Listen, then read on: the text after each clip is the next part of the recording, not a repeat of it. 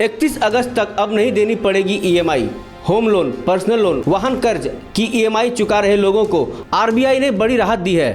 अब जून, जुलाई और अगस्त की अपनी ईएमआई चाहें तो होल्ड कर सकते हैं। आज प्रेस कॉन्फ्रेंस के दौरान आरबीआई के गवर्नर शक्तिकांत दास ने कहा कि लॉकडाउन बढ़ने से मोरेटोरियम और दूसरी राहतें 3 महीने तक और बढ़ाई जा रही है। अब ईएमआई देने पर राहत 1 जून से 31 अगस्त तक के लिए बढ़ाई जा रही है। यानी आप अगर अगले 3 महीने तक अपने लोन की ईएमआई नहीं देते हैं तो बैंक दबाव नहीं डालेगा।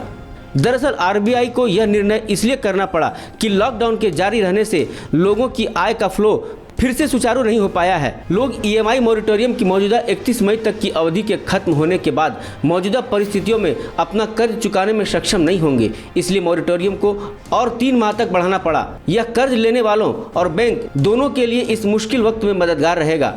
टर्म लोन लोगों के घर खरीदने, कार खरीदने या दूसरी जरूरतों को पूरा करता है। ऐसे लोगों को इन जरूरतों को पूरा करने के लिए बैंकों से कर्ज लेने होते हैं। छोटी फर्मों को भी अपना कारोबार बढ़ाने के लिए अक्सर कर्ज की ज़रूरत पड़ती है। अपनी ज़रूरत के हिसाब से इसे छोटी या लंबी अवधि के लिए कोई ले सकता है।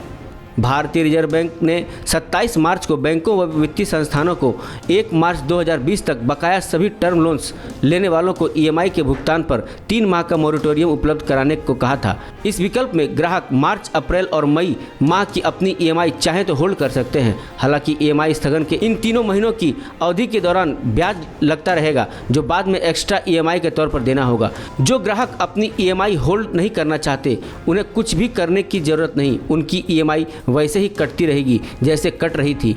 इसके साथ ही अब इस तरह के सभी ऋणों की अदायगी को 3 महीने के लिए आगे बढ़ा दिया गया था। ऋण स्थगन के तहत लोगों से कर्ज के लिए उनके खातों से ईएमआई नहीं ली गई। रिजर्व बैंक की ताज़ा घोषणा के बाद 31 अगस्त को ऋण स्थगन की अवधि खत्म होने के बाद ही ईएमआई भुगतान शुरू होगा। इंडिया न्यूज़ वायरल की रिपोर्ट।